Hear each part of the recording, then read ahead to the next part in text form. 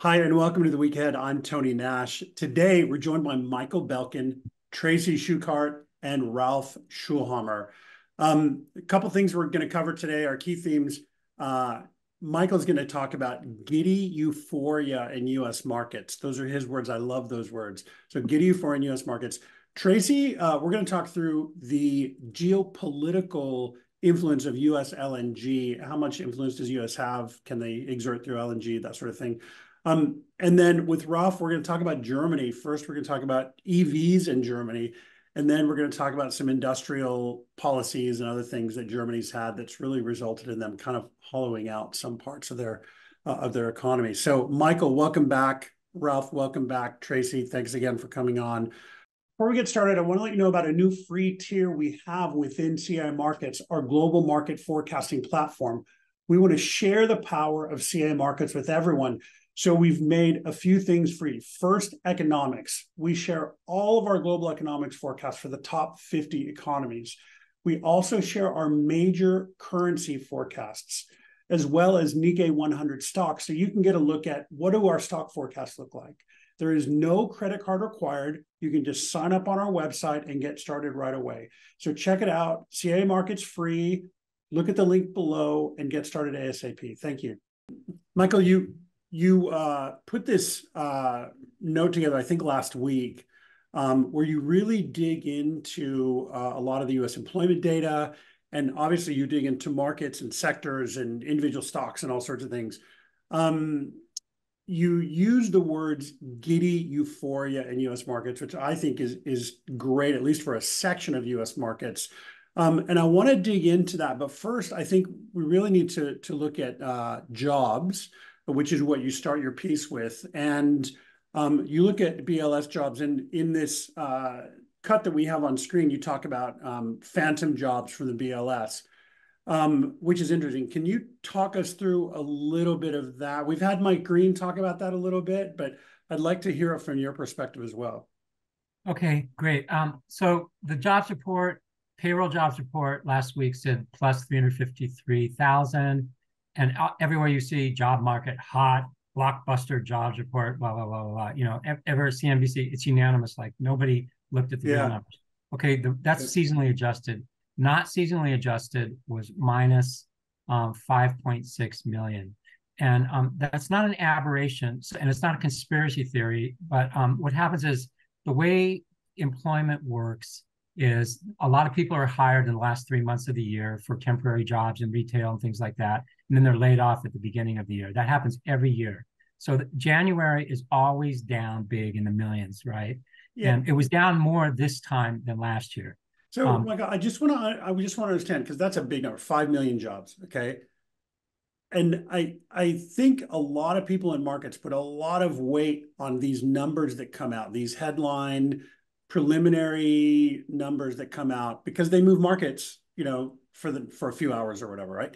But when you say they seasonally adjusted 5 million jobs kind of into the market, how do you seasonally adjust that? And how does somebody look at that number and go, oh yeah, that's normal, numbers grew, jobs grew?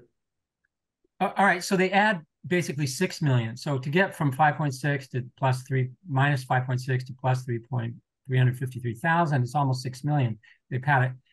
Again, it's not a one-off, like they do that every year. Yeah. And it's supposed to, they want everybody to think it's a smooth cycle, you know, it doesn't go up and down, but that's not the way the real world works.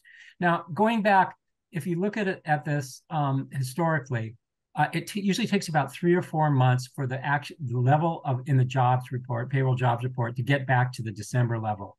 That's in a non-recession year. In a recession year, that's like 2001, 2007, 2008, or 2020, they don't get back. So jobs decline and they head down and the economy goes into a recession. That's my forecast. So what I do is I have a time series analysis model, which is actually similar to what they seasonally adjust the numbers with.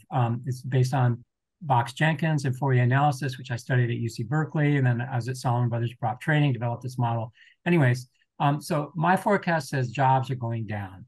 And you just contrast that with what everybody's like. It's unanimous. Jobs are great. And then even smart people go through, well, all these jobs were created in this kind of sector and this kind of sector.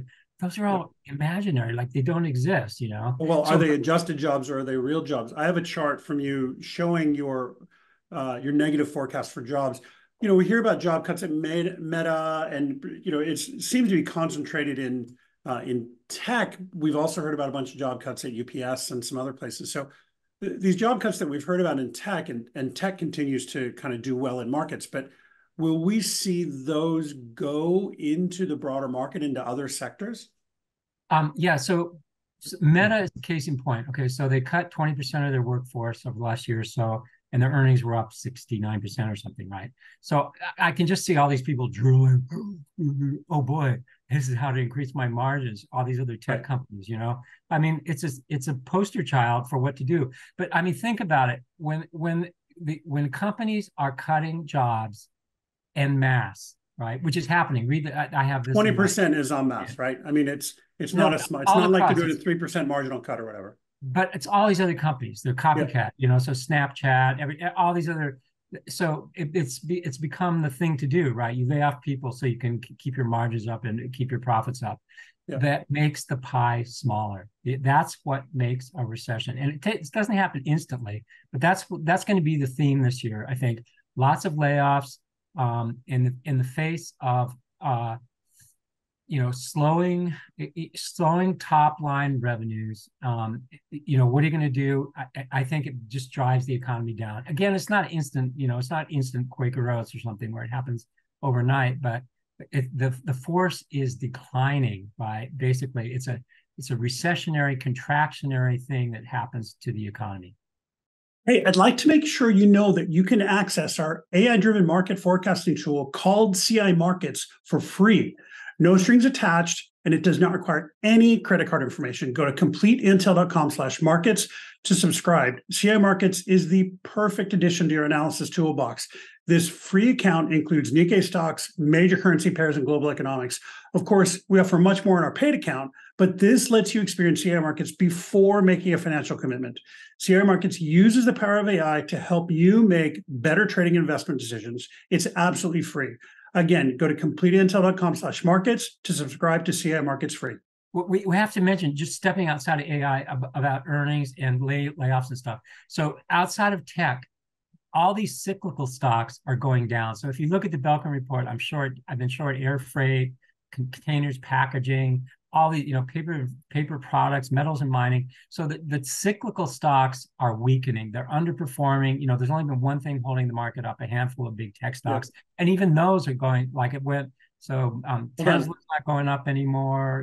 Let's get into that in just a minute, Michael. I want to make sure we talk through soft landing first, okay? Because I think really interesting part of your discussion is on soft landing.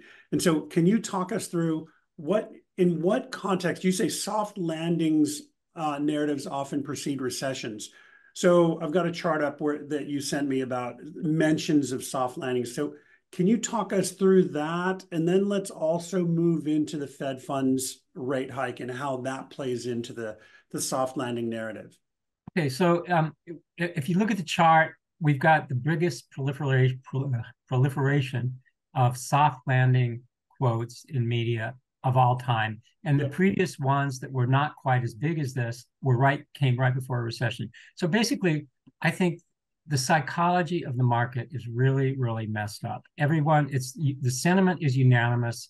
It's going to be a soft landing. I think it's just an insane super high percentage of portfolio managers in the BMA. I see it every day. I see people who are normally skeptics have changed to say, okay, it's going to be a soft, like, I don't know, it's the shoe's not going to drop. It's going to be a soft landing. I've just seen over the last 6 months, all of these people who are like, looking for the downside, except you, who are looking for the downside, just kind of surrendering to the soft landing narrative. Absolutely. So I think what we're talking about is deviant psychology. So the market, what people think. So you have to say the market's always right? Well, was it right at the top of the tech bubble? Was it right at the bottom when people were bearish in 2000, and two? Was it, was it right when everybody was bulled up in 2007? Was it wrong at the bottom when everybody was bearish in 2000? So you get these, my point is you get these extremes of sentiment that you need to fade. And what happens is the psychology changes, and that is what drives the change in markets, a change in psychology, where people all of a sudden there's some kind of a shock or something, and all of a sudden people say, oh, wait a minute. And so you see this change in sentiment, and that's what drives investment flows out from into different sectors and in and out of the market. So that's why I think we're set up a major change in psychology, not overnight, but it's coming. Right. And so a lot of what's driving that psychology, it seems to me, is interest rates. And so, there has been an expectation, as we saw leading up to the last Fed meeting, March rate cut, and so on and so forth. And that's been kind of destroyed for now. And so, we've seen it, we have a chart on screen from you showing that, steepest rate curve or rate rises, all this stuff. So will that eventually erode the psychology we have in the market now? Absolutely. So just to put things in perspective, take a look at this chart. So 525 basis points from March 2022 to now. It's been on hold for a while. That's the biggest Fed rate hike campaign on record. So when they started this interest rate targeting thing, that was Greenspan. Before that, it was reserve targeting with Volcker. So going back to the 80s, so what's that? It's like 40 something years. And so it takes, I was delighted to be invited to this Vail symposium last week. I was there with a lot of heavy hitters, investment strategists, portfolio managers. And one of the things that emerged, David Rosenberg was there, and he pointed out that it takes the average lag between the beginning of Fed rate hikes and a recession is 24 months. Well, guess how many months it's been now since the Fed started raising rates? 23. So here we are in February. So March is going to be the 2-year anniversary. That's the average. So basically, people have just kind of swept that under the rug and said, oh, it doesn't matter. It's just the Fed. Feels good. Yeah. So, but it hits with a lag. And, we are setting up for basically the blowback, the delayed response from a serious monetary tightening campaign that is going to slow things down. It's already, you see it in the cyclical stocks, not so much tech yet, but that's what we're setting up for. And so, the oldest saying, Marty Zweig said, don't fight the Fed, right? So people think that was back in 2022 when the Fed was raising rates, but the lag effect is about to hit. And if there's one thing, along with soft landing, it's the feeling, the psychology in the market is unanimous. The Fed's going to cut interest rates. That's bullish for stocks. Everybody says, right? Well, that's not what happens, in when it's a recession. When it's not a recession, if it is a soft landing, yes, you're right. The stocks take off. If it's a recession, the opposite happens. So stocks go down with Fed rate cuts. Well, because why? Earnings decline. Yep. So let's get there eventually. Yeah, we're not there yet. So right. I'm actually short bonds now, the model. So I think it's going to take a few months for this to play out. So basically, I think where I was super bullish on bonds, if you remember back like in October and stuff, when everybody was bearish, my model, I've been flat on bonds for a month or so. I just entered a short position on bonds. So I think the idea of a Fed rate cut campaign was built into forward rates, and everybody got too bulled up. So I think we're going to have, could bonds go down 5 or 10 points from here? Yeah. So I think for a tactical move, 2 to 3 month move, I think bonds could sell off. Even though I'm bearish on the economy, I'm sticking with the model forecast on that. Interesting. So let me bring Tracy in. Tracy, so we see a pretty tight Fed, or relatively tight Fed, right? And we've talked many times about crude prices and things like geopolitical risk and all that stuff, right? And the impact on, say, EVs, and we'll talk to Ralph about that, and green energy and stuff. And it seems like there is kind of no cost to geopolitical risk when we're in a ZERP or NERP environment. But now that we're in a 5.5% interest rate environment, it almost feels, with all this stuff happening in the Middle East and other stuff, that nobody knows how to factor that into things like commodity prices, crude prices, other things. Am I way off there, or have people kind of not realized the cost of risk? I think absolutely that's what you're seeing right now across the commodity sector. And especially, when we're talking about metals and things that are really affected by the US dollar, right? We've seen a rally in the US dollar. So that's kind of very difficult that's a very big headwind, let's say, for metals for existence, for example. But if we look at crude oil is actually more correlated to 10-year yields than it is to the US dollar. It's almost over 81% correlated. And so, recently we have seen kind of a jump in the 10-year, right? Meaning yields have come down. So that's also put pressure technically just on the sector. But as far as geopolitical risk is concerned, I think that I mean, I could go into the minutia of that, where, we can talk about there's not a lot of oil tankers that actually pass through the Red Sea, even though they're not going there anymore. There's a lot of product that ship from Saudi Arabia, Qatar, everything kind of east of the Red Sea that uses the Persian Gulf, which is a lot of product when you're talking a natural, gas and oil. And so that is part of the reason. But I think that, still, the markets, I think bonds are applying pressure on the energy markets. And I also think that because there's not a lot of transit through the Red Sea of oil and products and gas, that's also having people kind of dismiss what's going on. That said, I think the risk is much broader now that we have not only the Israel-Gaza issue, we also now have, Syria's back in, Jordan's back in. I mean, there's a lot there, and I think the market is highly discounting that. Interesting. Okay. So Michael, if we go back to markets in the US, particularly, tech continues to be strong despite these rate rises. You've been telling us for quite a while that it's time for a pullback. And in your report, you've got semiconductors, software, hardware, social media, et cetera, kind of falling in your 1 to 3 month horizon. So help us understand, when we see the likes of Meta rise 20% in a single day last week, and we see Snap down pretty dramatically after earnings. Granted, it's down to November 23 levels, so it's not down to, historic, multi-year levels.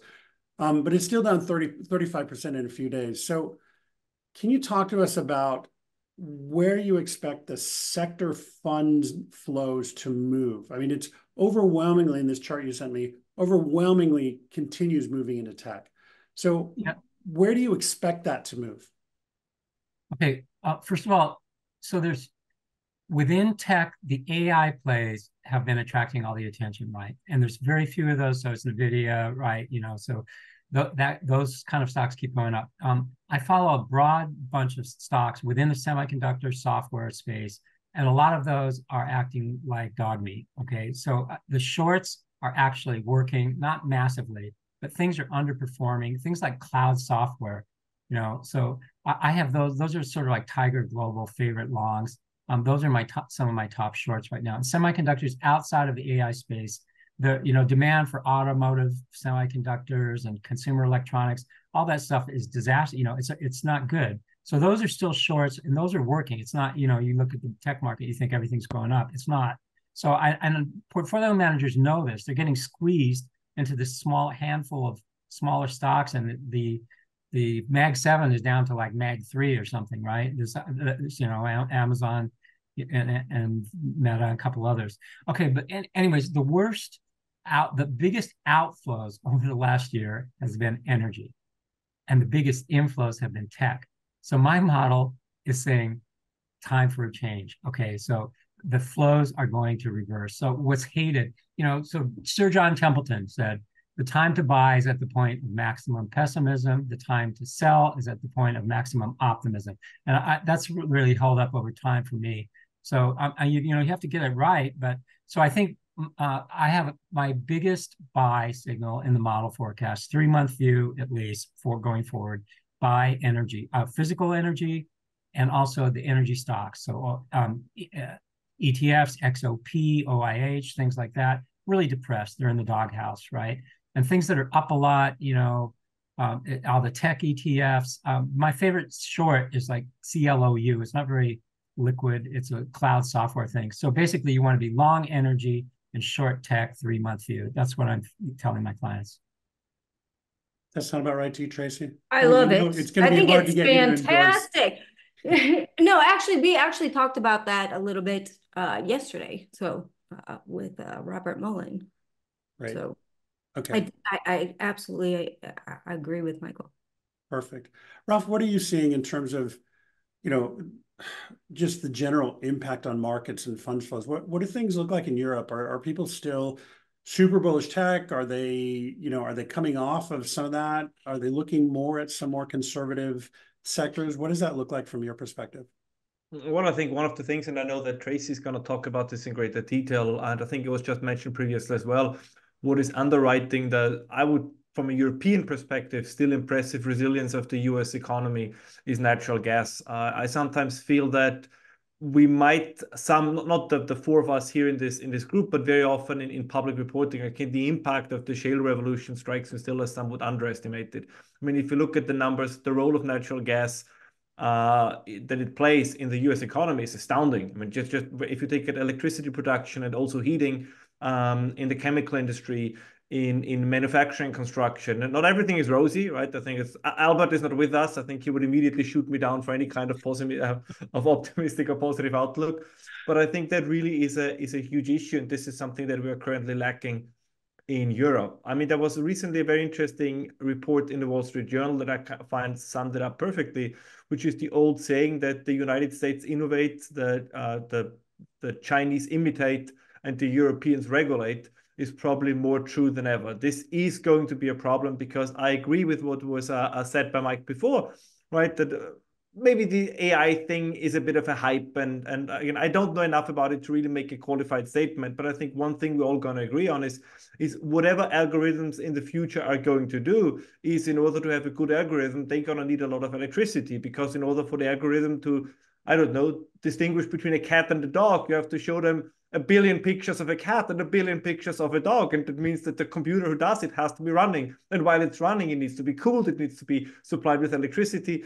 So it all goes back, I don't want to voice my inner Luke Groman, but in many ways, it all goes back to energy in many ways. And this is still, I know I sound like a broken record, but this is still a huge, huge, huge problem in Europe. There are signs of sanity. I think once Germany was the role model, I think now they're more the outcast. So there is a shift in a new direction.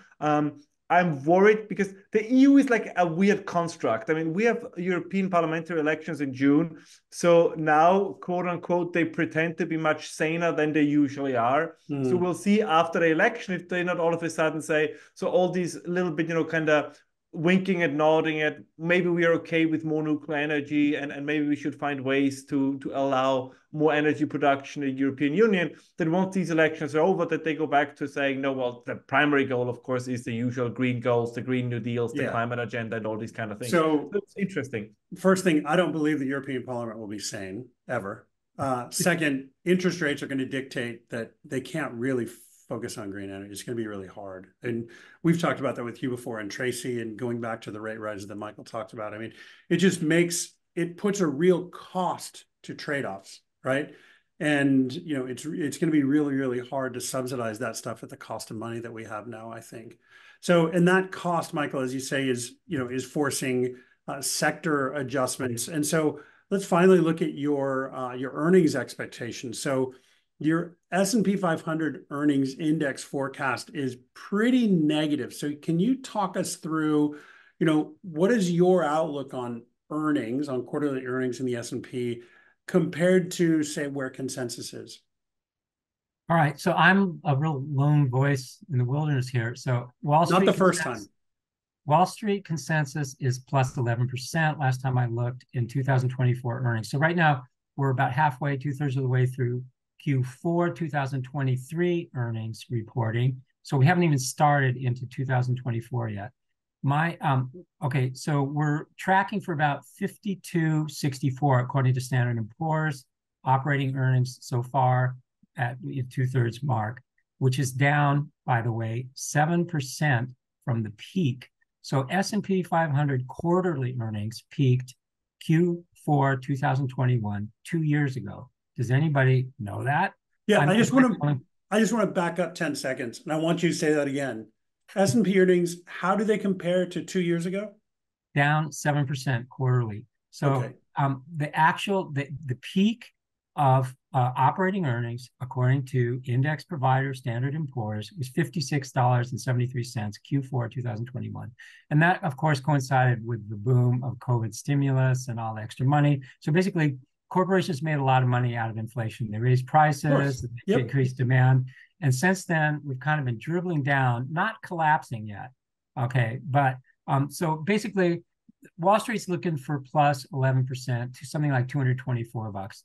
I'm looking for 120. Okay, down 40%. 40%.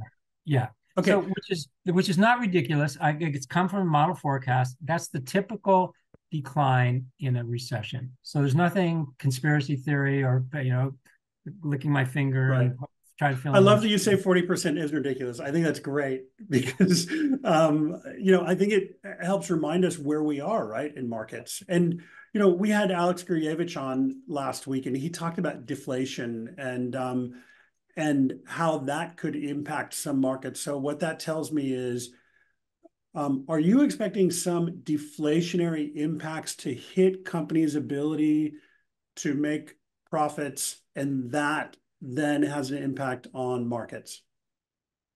Yes, but it's complicated, okay? Oh, I know it's complicated. It's definitely complicated. So the inflation decline that we've seen, by the way, I was super bearish on inflation. When it was 9%, the model said it's going down to 3%, which is basically what it's done. That decline is over in the model forecast. So I don't think we're going to get any near-term relief on things like the CPI next few months. So you don't expect a kind of deflation or nothing dramatic? Well, I think the first thing, let's just take it one step at a time here, row of dominoes. I think, again, the forward rates over-reflected this idea of Fed easing. That needs to get pulled out. I think bonds could sell off and actually short SOFR and things like that for a trade, 2 to 3 months. Later on in the year, back to the point of your question, yes. So demand falls, sales fall. The dynamic of a recession is, retail sales fall, sales of the product fall, the company starts canceling orders, then the company that makes the stuff for that company cutting back, laying off people, blah, blah, blah. It goes on, and that's deflationary.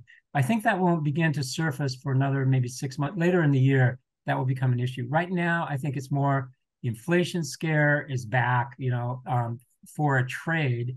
And that kind of pulls the rug out of this idea that the Fed's going to ease. And by the way, one of the last comment on this, one of the best things to emerge from the Vail symposium that I was at was that Lakshan from the ECRI Institute was there, and he pointed out, I believe, he said that the times, getting back to the idea of a soft landing, when the times that the Fed delayed cutting rates, when the economy was weakening, that is what led to the recession. So when the Fed is sort of preemptive and cuts rates, then you can have a soft landing. That's not necessarily, but historically that's been the pattern. But when they hold rates up, that almost ensures that we're going into a recession, which is what's happening. So I think all this, ironically, all these phony great economic stories from the administration, how great it is, vote for us, we're doing such a great job on the economy, it actually ties the Fed's hands and it prevents the Fed from cutting interest rates, So it's actually going to have blowback, instead of making people want to vote for the administration, it's going to say, oh, wow, the economy is going down and it's going to be too late to save it. So I think it's going to be counterproductive. So phony strong economic story is actually counterproductive, and it's going to send the economy into a recession for sure.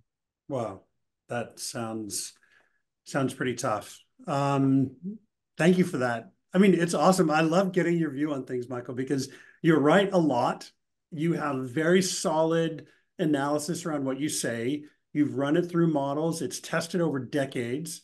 And so I love getting your perspective, and it's different from the, don't worry, everything's okay. It's all going to be soft landing, different this time, all that stuff. Love getting that. So that's great. Thank you so much for that. I guess one last question, kind of your model is generally, I think a 1 to 3 month horizon is like your sweet spot. So what is the biggest thing that you expect to happen in the next 3 months? Okay, energy goes up. Okay. So that's my favorite trade, long energy. If you want to be long something, don't be long anything. Other than that, my longs are chicken longs, consumer staples sector, healthcare sector. But energy is really the #1 long idea I have right now. Very good. Thank you, Michael. Thank you for that. Tracy, you must love that. So let's switch over to you. I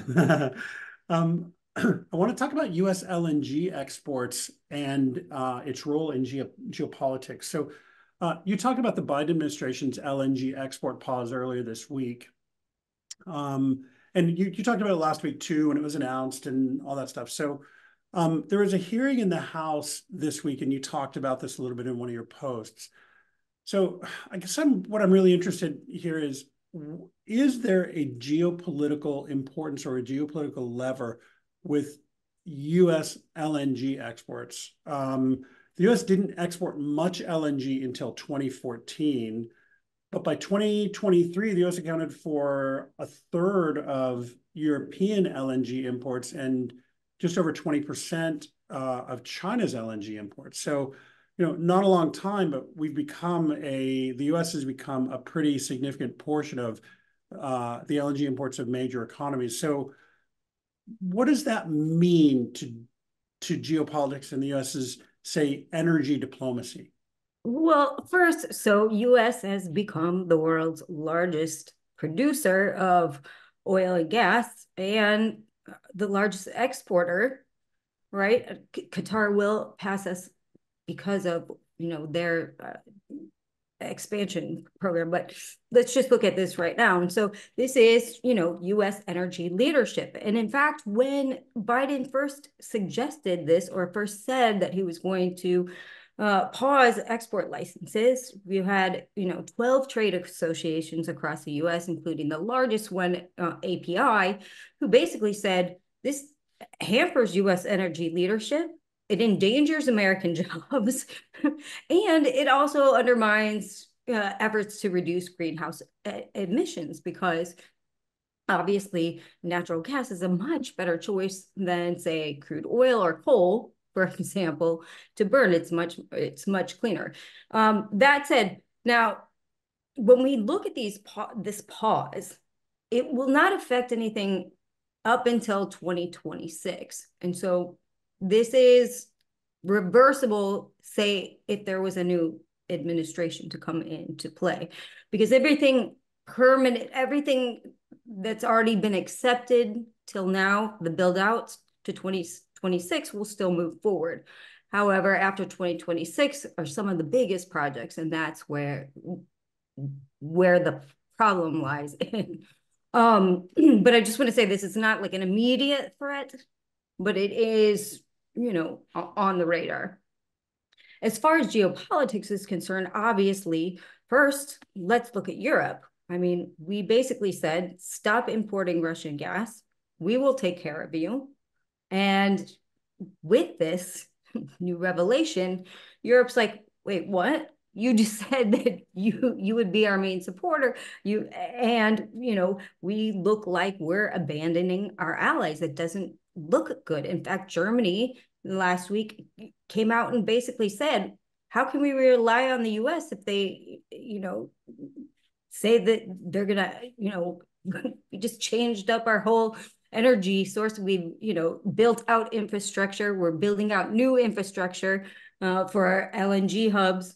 And, capacity to import more, particularly with Germany, because they stopped nuclear. And so now there's a bigger build out for gas capacity right now. And so, that's kind of shaken up the EU a little bit and led them to kind of question, well, how can we rely on you? So this looks terrible with our allies.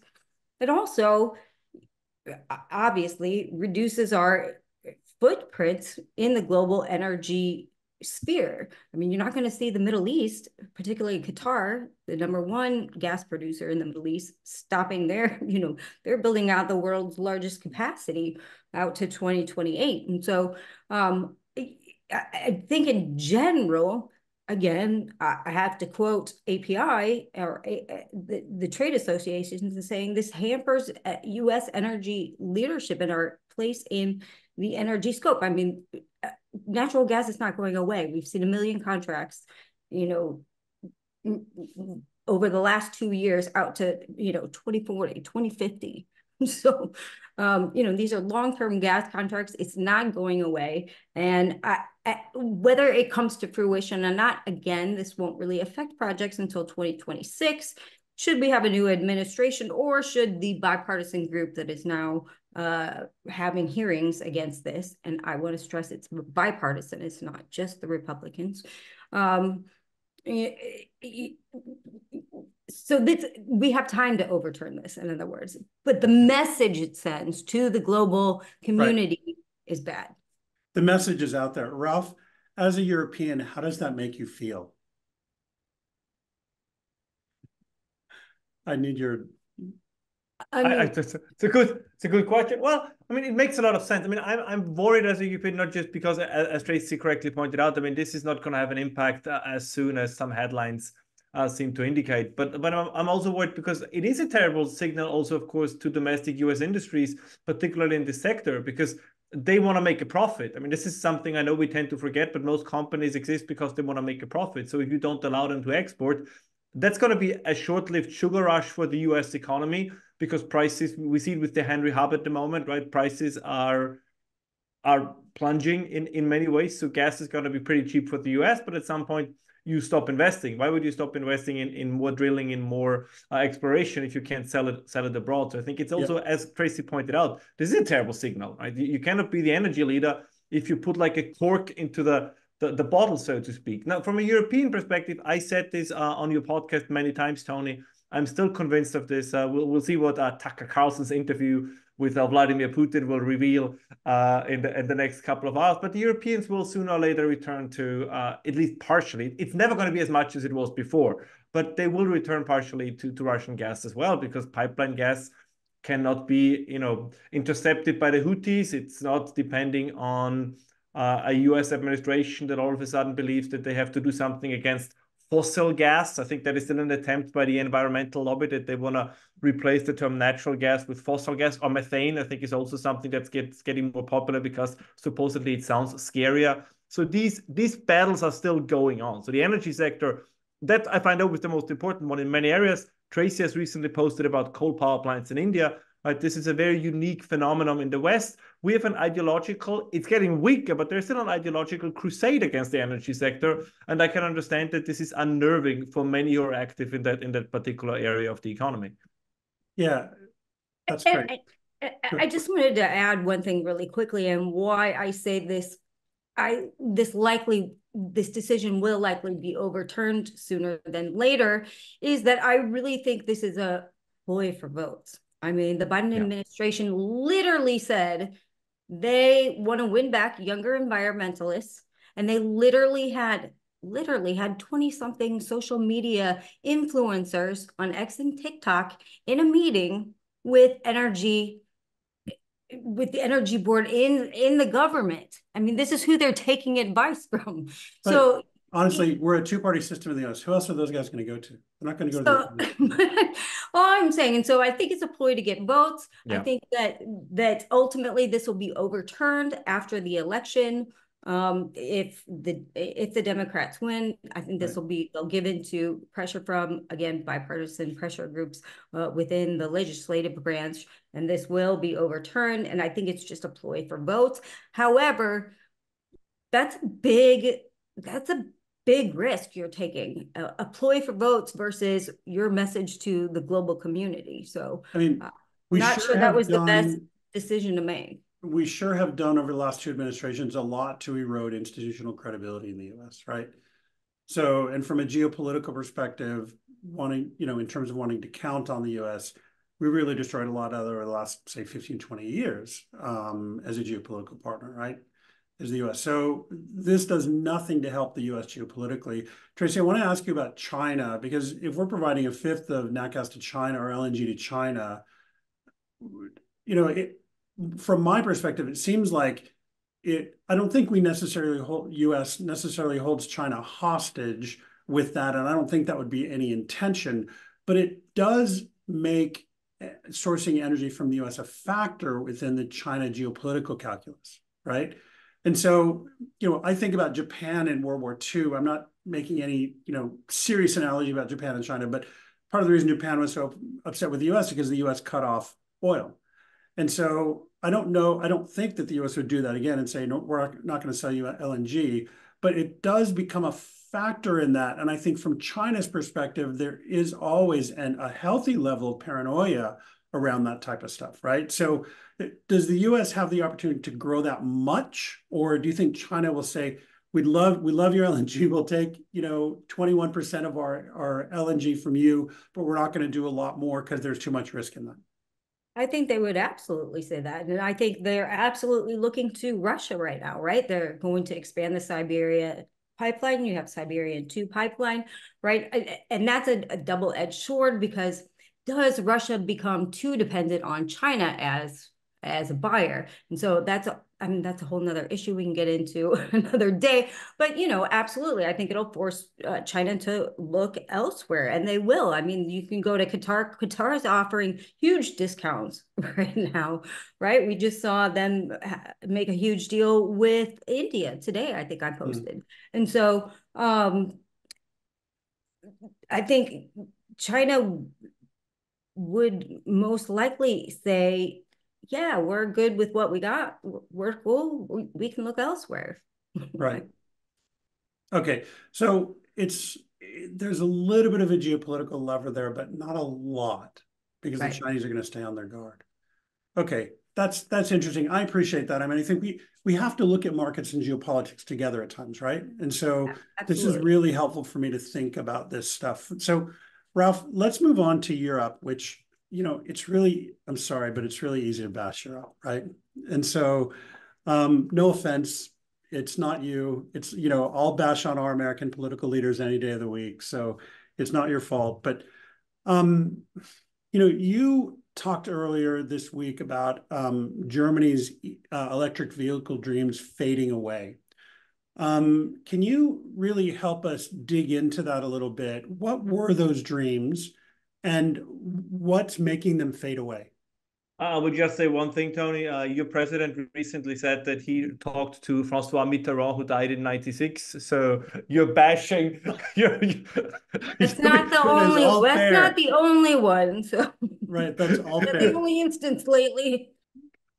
No, well, I think what we can observe. I mean, the Germans, in all fairness, I know I always get this criticism that people say, well, Germany is not Europe, but Europe is not Germany. And that's, of course, true. It is also true that German companies, for various reasons, particularly their car manufacturers, have somewhat slept through the EV revolution. I think that is also fair to say. That they kind of could not really translate the advantage they had with the combustion engine into the electric vehicles. But there's, of course, something else going on. And I think that connects nicely with the geopolitical issue, which is that I think many companies kind of had a business model with EVs, and that's true not just in Germany, that's also true in Austria, that's also true in Switzerland, that's also true in France, where the idea was that they say, okay, the government is pouring so much money into subsidies of all various kinds that they officially talked about their EV strategies because they wanted to milk that cow as long as possible. And I think that is now slowly coming to an end. Germany has a huge budget hole due to a recent ruling by their Supreme Court. We see the same in France. We see discussions in Austria because now governments, like a couple of years back until recently, they subsidized EVs, but now they start to realize if everybody's moving to an EV, we're going to lose all these gasoline taxes. I mean, this was also part of the step in Germany, right? Because there is a sense that agriculture will not quickly move to battery-driven tractors. So they tried to make new diesel taxes for the agricultural sector. But as all of you know, the farmers have not been taking it very well, to put it mildly. And in many ways, just kind of to add on a little bit to this, street construction, highway construction, of course, was for a very long time directly financed out of these diesel, gasoline, fuel taxes. But now we have this new situation where EVs are significantly heavier. So the wear and tear on streets is actually going to be more than it was with the internal combustion engine cars. So you would potentially need more of these taxes to maintain and sustain and keep these roads in shape. Same with parking spaces. In Austria and Germany, for example, in the inner city, you can park for free with EVs. Now, as more and more people have EVs, this is a revenue source for cities. But even more than that, parking structures are not built for these significantly heavier cars. And that goes twice in Europe. In the United States, people are also driving heavy SUVs and pickup trucks and heavy cars that are heavy, even though they're not EVs. But I mean, Americans always mock Europeans for this. But we have the kind of niche boutique small cars. And if they all get replaced with significantly heavier EVs, this is going to have down the road unintended consequences. So I think this is where the shift is happening. And the other thing is people bought it, particularly people with higher incomes, because subsidies were really great. You had subsidies on fueling them, you had subsidies on parking, you had certain insurance advantages. So there was a whole package of subsidies. It wasn't just that they give you something that as well, that you got a direct financial incentive, so that they give you 10,000 euros if you sold your gasoline car and got an EV. There were all other kinds of incentives as well. And they are now slowly to break away. And of course, now people are reconsidering whether or not they shall buy such a car. Now, one option would have been to say, well, then we're going to buy all these new Chinese cars because they overproduced. But the EU is already working on special tariffs on Chinese electric vehicles. So that option it will still be there, but it will get more difficult. So as things look at the moment, I think the vision, I mean, this is always, and I know we talked about this on this show many times, sometimes it's maddening if you listen to analysts. So I'm always glad that Tracy and Mike are here to bring a sense of realism into this. People look at a development that's like this, and then they take a ruler, put it on there and say, okay, if this was the development over the last 2 years, it's going to be like this over the next 20 years. And then they draw this line and say by 2040, everybody's going to drive an EV. Extrapolate today until forever.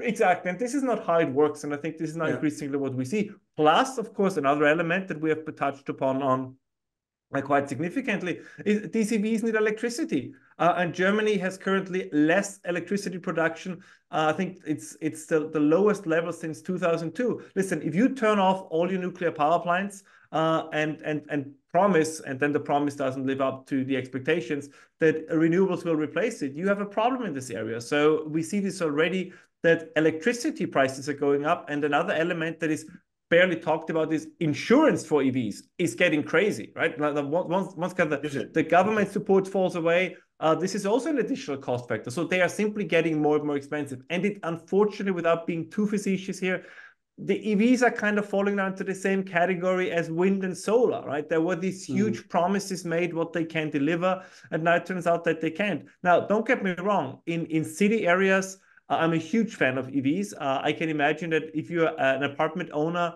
in a high traffic area of a town and all of a sudden everybody drives EVs, that's going to drive up the value of a property because there is no fumes, there is no noise. So this is going to be great. But overall, a country that has, that's either spread out, or like in Austria or Germany, where rural populations still commute significant distances to go to work, this is going to be a problem. And as I said before, this was one of the promises, like so many in that area, that have been made in the past that are not being kept. And I think you also see a kind of, that's more in Poland, but also in Germany as the last point, an emotional backlash. I mean, people identify with cars, people identify with the car industry in Germany, and the ICE bashing over the last couple of years, I think now has a reaction that says, I'm going to buy, a diesel car or a gasoline car simply because that's German, right? In a sense. So I think that's at the moment, it looks like that's where the journey is going. Of course, always under the assumption that there is no major, massive technological breakthrough that can be easily introduced to the market. I mean, this is what I always say in the energy area. If the wonder battery that we hear about every 2 months is actually become a reality at any point in time, well, then all bets are off. Then things will be different. But for now, we have been hearing the battery promise. I mean, from time to time, I Google it. I think it goes now back 20 years, the solid state battery and the salt battery and all these kind of things. And they are, it's like fusion. They exist theoretically, but so far I think they're not ripe for the market. Okay, so there's real trade-offs to be made, and subsidies, people are tired of subsidies, it sounds like. And I guess generally in Germany, the business environment there has not, it's deteriorated, right? So you tweeted earlier this week that the AfD party said that the German government hates Germany. I think that's the word they use, or hate their own country or something like that. Can you talk us through that? First of all, who are the AfD for those of us who aren't in Europe? And second of all, like, what does this mean? Like, is that a mainstream German thought? Do most Germans believe that the government is not friendly to Germans? I mean, the AfD that you just mentioned, right, the so-called Alternative for Germany, the alternative for Germany, was a party that emerged during the Euro crisis in 2008, 2009. And the name derives from a sentence that Angela Merkel said when she said there is no alternative, right? Whether it was from migration to the euro, there is no alternative. And then the party kind of came up originally as a kind of economic libertarian, yet Euro-critical party that has now morphed into what in the media would be called a far-right party. I think if you take a closer look at their positions or their average positions, in many ways, I would argue they resemble common sense, which I believe is one of the reasons why they're very popular with the, or growingly popular with the electorate. And the other thing, this was their leader, one of their two leaders, Alice Weidel, said that in the German Bundestag, the German parliament, that the current German government hates its own people. And I have to admit, if you look at the numbers, I mean, it is really, really very difficult to disagree with her. What the German government has done, which is why I think it's an interesting topic, over the last couple of years, the so-called Ampel coalition of the Social Democrats, the Liberals, and the Greens, it is the destruction of Germany as an industrial superpower. There is really no other way to put this. I said, I don't want to be hyperbolic here or be all, but I don't know any other way to describe it. We talk about a country, and this is an issue we talked about a lot in the past, that had paid off, built out world-class nuclear power plants, and they turned them off for purely ideological reasons. There was no other reason. So this is always when people say, well, you exaggerate about Germany. I don't know what to tell you. Right? And you see the same now. They recently approved now, I think, 10 gigawatts of gas-powered electricity power plants. With this weird thing, in 10 years, they have to be run on hydrogen. It's never going to happen. They're either going to run on American LNG or on Russian pipeline gas. They're never going to run on hydrogen. But again, they need to be built first. And the Germans are not as good in building stuff as they have been in the past. And they have an electricity deficit. For the first time since 2002, they're now a net electricity importer and no longer a net electricity exporter. And just to put it on a broader sphere of Europe, Europe doesn't have that many net electricity exporters. It's the Czech Republic, it's Germany, and there's another one and France, if their nuclear power plants are not in a state of renovation or in a comatose state. But it's really the situation is very dire. Again, I'm not saying the end is nigh, because one of the beauties of democracy is that people can vote those in power out and vote somebody else in. And I think this is increasingly what more and more people plan to do in Europe. Now, will these parties then have silver bullets? I don't think so. But we just recently, one of the major and very old German washing machine refrigerator producers, Miele, has now moved production to Poland, because that's the other story nobody talks about. We have a manufacturing miracle in Europe as well, and that is Poland. So if a country pursues the right policies, economic growth is still possible, even in, sometimes insane Europe. But what, of course, is worrisome, Germany is still the major economy. The old saying is, if Germany catches a cold, if Germany sneezes, the continent catches a cold. That is not entirely wrong. And as I said before, I have historically never seen a government pursuing policies at all costs and obviously against the will of the voters. It's fascinating to observe. It's very German, but it's also very worrisome, because, of course, if the so-called moderates are perceived as working against the interests of the people, then the people will vote for those who are not described as being moderate, but if they feel that they are more in line with their interests, they're going to give them their vote. So is there, for people doing business in Germany or with Germany, is there political risk in Germany now? Or is it just kind of like a inconvenient or uncomfortable discussion to have? Well, I would argue, contrary to what you read also in German newspapers, I think the only political risk is if the current government would, at the elections in 2025, if the current government would get an additional period or maybe 2 additional periods. I think from a purely economic perspective, a rightward shift, maybe even including an AfD conservative coalition government, would be the best that could happen. If you look at the economic program of the AfD, that is a common sense, useful economic program. Again, yes, they have, particularly in the German East, let's say they speak in a way that I would not speak. They use a language that I would not use, but I think the same was true in 2016 with Donald Trump and his presidential election. So this idea that if you have a right-winger or a right-wing party come to power, fascism is the next thing around the corner. This is not how this works. The German institutions are very stable. The German military, the German police is not going to participate in a right-wing coup. Again, the same as in the United States, right? Donald Trump can say what he wants. He doesn't have the military, he doesn't have the National Guard. He cannot erect a fascist dictatorship in the US. I know it's a good headline, it's great clickbait, but it's not going to happen. But just as with Trump in the US, if you then pursue sensible economic policies, at least in some areas, you can create a boom or a boom-like economy. So as somebody says, what's the biggest risk for the German economy? I would still argue it's the Green Party and the Social Democrats, because when it comes to the economy, they are insane. I mean, there is no other term to describe it.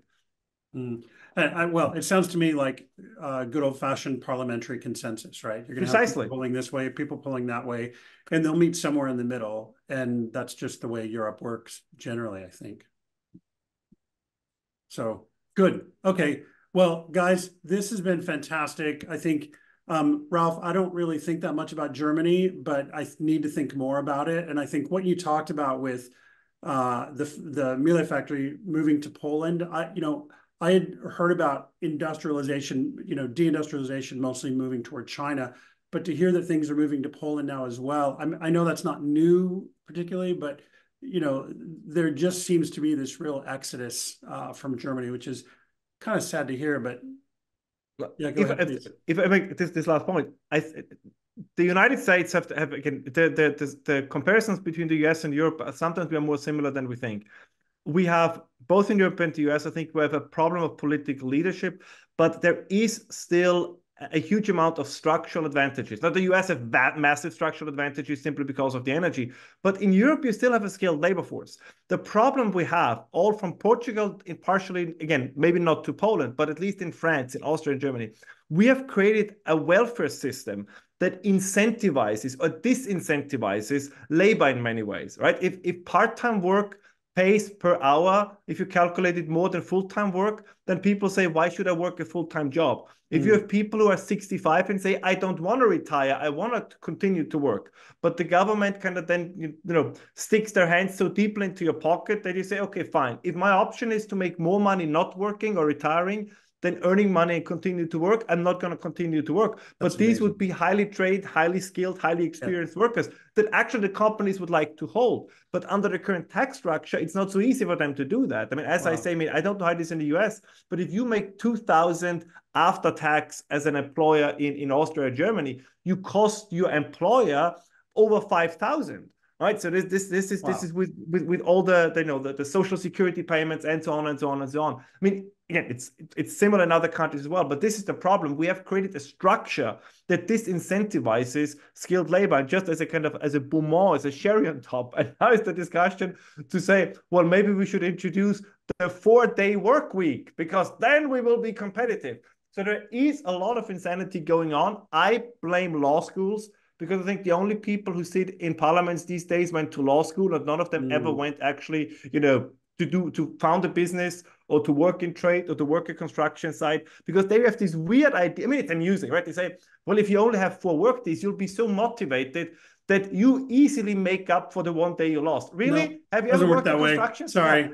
Yeah. Have you ever worked on a construction site? You show me that you work more. That might be true. That way. Yeah, that might be true for if you are what is the famous US sitcom Two and a Half Men, where Charlie Sheen was like doing these jingles for advertising. There it might be true, right? That you can make more jingles in 4 days than in 5 days. But for construction, for police, for healthcare, please show me how a nurse that is working for 4 days can have the same effect than a nurse working 5 days. So this doesn't work that way. It's political insanity, but I think the people below the iceberg, kind of below the waterline, are still fairly sane, and I hope that they don't lose the courage of their own convictions during the next elections. I love how you say they're fairly sane. I think we can say that here in the US. Most people are fairly sane. So with that, Michael, thank you so much for joining us. Tracy, Ralph, really appreciate your time. Thank you so much. Have a great weekend and have a great week ahead. Thank you. Thank you.